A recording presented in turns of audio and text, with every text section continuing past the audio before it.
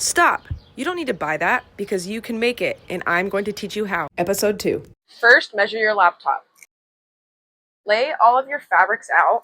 Make a mark at the 13.5-inch point, 10 inches wide. Mark your line straight across.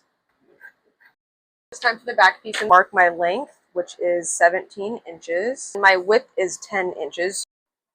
To find my center point, which is 5 inches, and to make a little mark at the 13.5-inch point. I have my curved ruler. I'm going to mark just the one side for now. Cut this first side's curve. Stop at this halfway point. Cut your bottom edge to the half point. Flip that over at the halfway mark. You can cut this other half of the curve.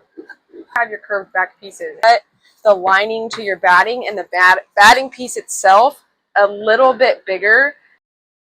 Mark your quilting lines. Measure between your seam allowances. I want to do 4 quilting lines, so I need to divide that number by 5. Make your lines. Repeat with your opposite piece. Place your batting lining down, wrong sides facing up. Place your batting on top of that. Your main piece with the wrong side facing it down. So here's your little quilt sandwich.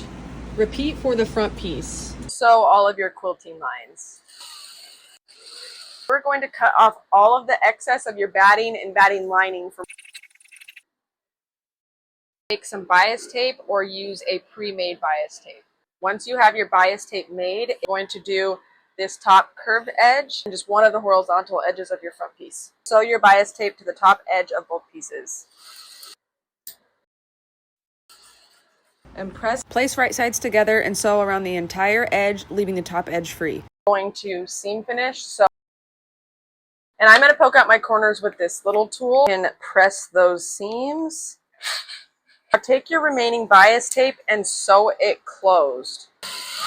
Mark the center. Mark 1/2 inch from that top edge. Place your bias tape on that 1/2 inch marking. Sew that strap 1/4 inch from this raw edge of your strap. Fold it down. Sew right where your bias tape and the main piece meet. One more stitch about 1/8 inch from this fold. Fold your flap down. Make a marking where that bias tape hits, right, and mark 1/2 inch down from that. Place another bias tape strip at your first marking. Stitch 1/2 inch from this raw edge. Fold it over and do the same stitches you did on this first one. Tie a bow to keep it shut.